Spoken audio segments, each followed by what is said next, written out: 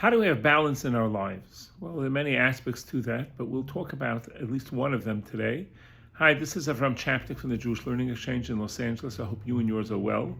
This week is a double portion. It's Parshat Chukat-Balak. And in Parshat Chukat, we have something called the red heifer. Does it exist today? Actually, yes, it does. In 2020, I think, 5 red heifers were found in Texas and shipped to Israel.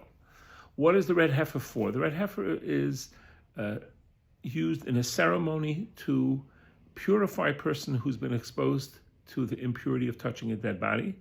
And that allowed the people to enter the temple. We're not going to the temple yet. God willing, soon, hopefully, the Messiah will come and will be deserving to have God's home, the third and final temple in Jerusalem. But at least we have some potential red heifers that are available for us. And there was a whole procedure how to purify the person who had become ritually unclean by coming in contact with a dead body. And one of the things that we used was cedar wood and also grass. And the two were combined and they were burned together with the ashes of the red heifer as part of the purification process was to somebody who was ritually unclean. Now, what's interesting to note is why the cedar wood and why the grass. And the commentaries tell us, the great Rav Simcha Bono of Shischa, great Hasidic master, says a beautiful idea that the cedar wood represents height, haughtiness, confidence, and the grass represents humility. And he says a beautiful idea. He says that a person should really ideally walk around with 2 papers in their pocket. One paper says, B'shvili nivra olam, the world was created for me.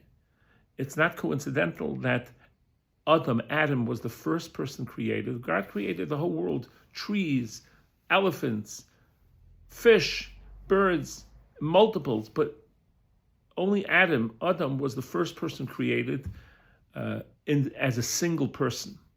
Yes, he was single, and later he made Chava to be his first lady. But the idea is to teach us an important lesson, that the entirety of creation is worthwhile for us to have been created.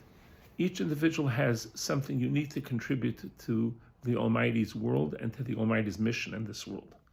So one paper should say, B'shvili nivra olam, the world was created for me. But the other paper should say, Ani ofer v'efer, I'm dust and ashes. That's something Avrohom said. I'm nothing.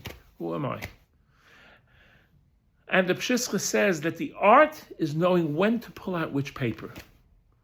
When to say, the world was created for me. Let's say there's an opportunity to do something good. Don't say, who am I? No, the world is created for you. Stand up and do what you got to do. And sometimes when you want to do the wrong thing, say, wait a second, be humble. Be humble. Don't get upset at the other person. Don't do this sin. You're dust and ashes. You're nothing. And that's the art form, knowing which paper to pull out. A sterling example of this was Reb Shlomo Zalman Auerbach, a great Torah scholar. I had the honor of meeting him once. It was a very special thing for me. He lived in Israel, and his greatness of Torah knowledge and character were astounding. So on one hand, I know there was somebody who went into the barber in Jerusalem and said, I'm in a big rush. Can I go ahead? I have to go do errands. Can I put my number in line and leave? And the barber said, look, I'm really sorry, but if you leave, you lose your place in line. No, but I have so much to do. I'm sorry. That's the way it goes, because otherwise people are going to run in and out. If you stay, you get your place. Otherwise, you lose your spot. Come on.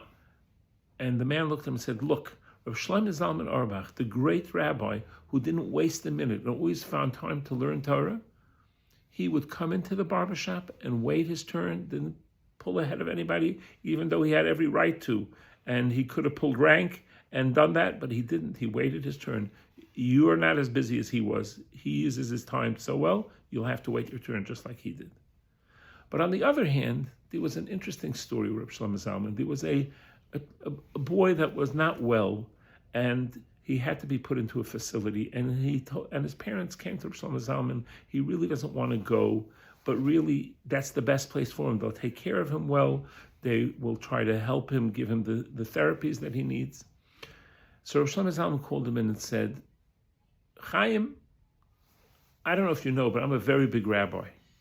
And this facility that your parents want you to go to, I need somebody who's going to supervise to make sure the food is kosher. So I'm going to designate you as my assistant to make sure everything is okay. And as a big rabbi, I have the right to do that. And the boy was beaming, and he said, great, I have my job, I'm going to do it. So Rosh Zalman had the balance of knowing when to be humble and when to be confident and do what you need to do to help somebody. And that's an important lesson for us, that learning of the balance in life of when to be humble and when to stand up and do the right thing. May we develop greater balance in our lives so that, in fact, we can have a balanced life and a balanced world. Have a wonderful Shabbos. All the best.